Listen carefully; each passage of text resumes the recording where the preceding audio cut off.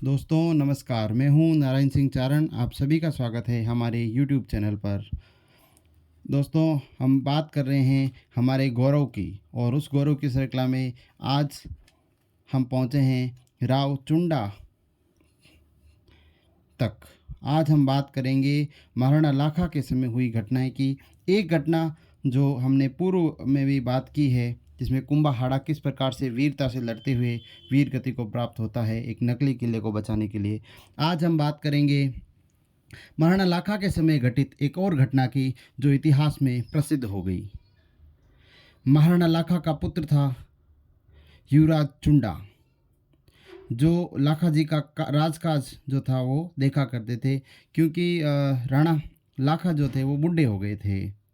एक बार मेवाड़ के शासक राव चुंडा के कुछ प्रतिनिधि मारवाड़ की राजकुमारी हंसाबाई के विवाह का प्रस्ताव लेकर मेवाड़ आते हैं। महाराणा लाखा का दरबार लगा हुआ था। उनके साथ ही मेवाड़ का राजकाज संभालने वाले युवराज चुंडा बैठे हुए थे।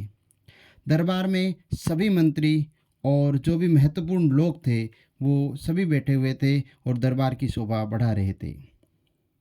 जब मारवाड़ के पुरोहितों का प्रतिमंडल दरबार में पहुंचता है तो उनका राजसी ठाट बाट से भव्य स्वागत होता है। जब उन्होंने पुरोहितों के प्रतिमंडल से चित्तौड़ आने का प्रायोजन पूछा तो वो बोलते हैं कि हम मारवाड़ की राजकुमारी हंसाबाई का विवाह प्रस्ताव लेकर आए हैं। महाराणा लाखा ने मजाक की मुद्रा में हंसते हुए कहा, हमारे लिए अभी तक भी रिश्ते आ रहे हैं। देखो, राणा जो लाखा थे वो बूढ़े हो गए थे, फिर भी उन्होंने एक मजाक की मुद्रा में ये कह दिया कि हमारे लिए आज भी रिश्ते आ रहे हैं। देखो, उनकी ये बात सुनकर पूरा दरबार हंसने लगा। मेवाड़ के पुरोहितों ने कहा, नहीं महाराज, ये रिश्ता आपके लिए नहीं, युवराज चुंडा के लिए लाए हैं। लाखा की उम्र देखकर, उनका शादी की बात सुनकर के सभी लोग हंसने लगे। अपने पिता और मेवाड़ के महाराणा की हंसी उड़ाना चुंडा को बहुत बुरा लगा। उन्होंने मारवाड़ के पुरोहितों को कहा कि आप अपने राज्य की राजकुमारी का विवाह महाराजा लाखा के साथ कर दीजिए।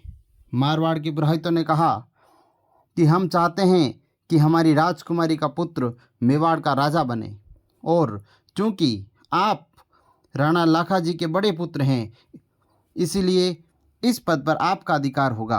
अतः हम हमारी राजकुमारी का विवाह राणा लाखा के साथ नहीं करेंगे।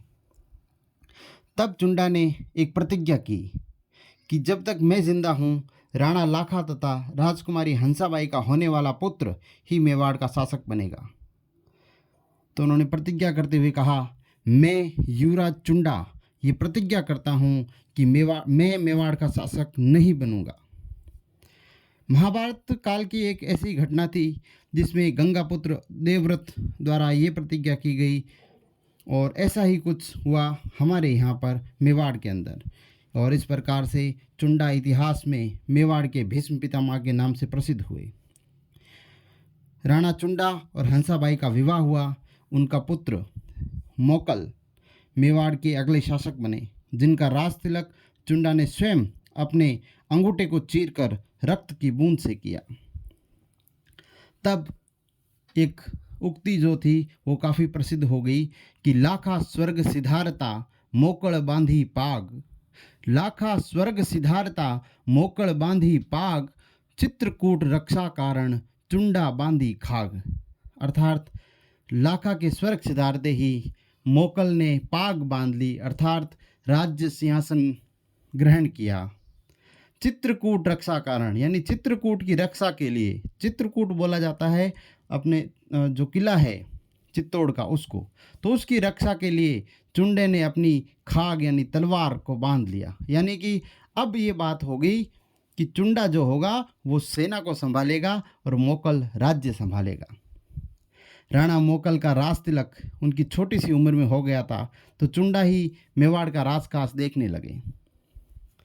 मोकल के मामा राव रणमल ने षड्यंत्रपूर्वक चुंडा को मेवाड़ से बाहर निकाल दिया और खुद मेवाड़ का राजकाज देखने लगे। उनका हस्तक्षेप हर कार्य में होने लगा। इसको देख करके मेवाड़ के सभी सरदार बहुत ही नाखुश हुए और उन्होंने हर जगह जाकर के इसकी शिकायत की। तब हंसाबाई ने उन्हें वापस मेवाड़ बुला लिया। उन्हें सलुम्बर का ठिकाना दिया गया, साथ ही उनके वंशजों को मेवाड़ की हरावल में लड़ने का मौका दिया गया। हरावल मतलब प्रथम पंक्ति, यानी सबसे आगे अगर कोई लड़ता है तो जो सलुम्बर का शासक होगा उसके नेतृत्व में वो लड़ाई लड़ी जाएगी। सलुम्बर मेवाड़ की सबसे महत्वपूर्ण ठिकाना बन गया, जिसके डंके हमेशा मेवाड़ में बजते रहे। 1440 ईस्वी में अहमद शाह और महमूद खिलजी की संयुक्त सेना ने चित्तौड़ पर आक्रमण किया। तब रावत चुंडा ने हरावल के रूप में युद्ध की अगुवाई करी। इसके बाद भी वो कई युद्धों का नेतृत्व करते रहे।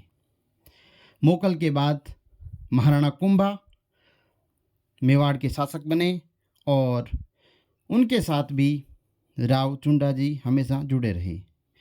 इनके बाद भी उन्होंने कुंभा द्वारा लड़े गए कई युद्धों में सेना का नेतृत्व किया और उनके जिंदा रहते कोई भी मेवाड़ को जीत नहीं पाया। तो ये थे हमारे गौरव चुंडा, जिन्होंने मेवाड़ की गद्दी अपने पिता की खुशी के लिए अपने सौतेले भाई को हंसते हंसते छोड़ दी। खुद उनकी सेना का नेतृत्व करते हुए मेवाड़ की रक्षा करते रहे। यही नहीं, उनके नाम चुंडा से उनकी एक शाखा राजपूतों की चुंडावत, उनके वंशज जो है वो चुंडावत कहलाए और वो चुंडावत हमेशा जो भी मेवाड़ की सेना होती थी उनकी अग्रिम पंक्ति में रह करके लड़ाई लड़ने का कार्य किया करते थे।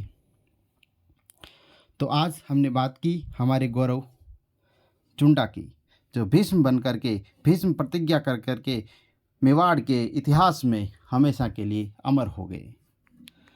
आप सभी इस चैनल के साथ जुड़े, इसलिए आप सभी का बहुत बहुत धन्यवाद। इस चैनल को ज़्यादा से ज़्यादा शेयर करें, वीडियो को शेयर करना बिल्कुल नहीं भूलें। चैनल को सब्सक्राइब करें, बेल आइकन दबा दें ताकि इस प्रकार की इतिहास से जुड़ी हुई कहानियाँ आप तक पहुँचती रहें।